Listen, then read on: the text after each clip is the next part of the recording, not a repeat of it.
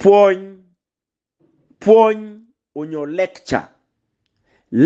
meniro matin amiro ni ami both categories maroma dek categories pa dano pepa le pepa kikobo nyochoboria mo pe category me jerken ento categories pa dano maroma dek amiro lecturing gen right now inge dakika manok arabi dugu ke gien ma waluone abosmic teachings ma in petwer no ne bod ngarmo iken bat only bod bosmic kari chet bod la puony mene pebi no puony matino bi puonyi ukede ni kari chet school mene university mene institution mene you will not get all these teachings ma bosmic tika mini wuni men nono baru dektit kwede. So in these three categories, category number 1 unyo category me achiel era ye lutina nyira wa ka achiel ki mon ot ma mekwa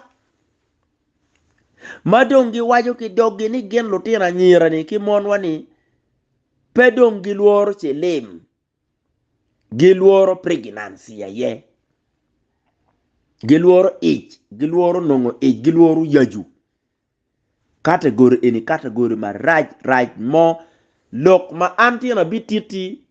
roma ki lok me karcha woche ni ayom ongera opao giliriki bin gonyagi gubedo for all their lives in the wilderness, but there are certain things matie bene lumbot gi bat pego meriki ngeyune until neno manoke nyur irgini nen wunu beru ka en gini chidong gini yang ni ilum kan karate jimu kan mapeber wangeyu nitie ena yetio na miro wajibot category li eni pa mon ot ka chiel kilo tira nyira matino madong pegi luor selim ento giluor yajo yenyu don ich abi bieno ka wechi wugi mo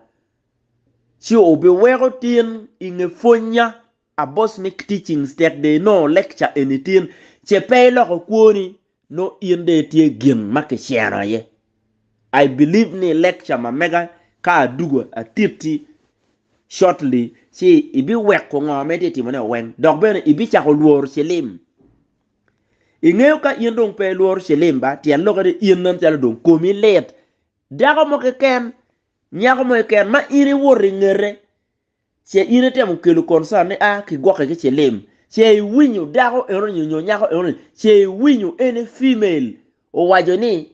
fudda ha selim bergira luor selim ber furi luor ba ko nyoni ya dong duwa ta selim ba furi luor ngeni ngat en komelet but en ngat komelet it is until today mano boss mi go funyi kai bin yang ni nongo reinfection dong right loyo the first infection me no machel. Don't allow anybody to reinfect you. Pian chilim in penyo pa jomo ken nong la yeje chilim la yeje jomo ken nong ti kwidi la yeje nyera kumri krik ki chele ken koma eni energy in puri jenye ki chilim primary chilim atata eni ngarmo be nyero chilim mo me international komi ibi chako jiro mo be ibi chako dogo week ibi chako dogo goro arabe biona titi gimo shortly abi titi tien lok mo wego mir in pe year infections goody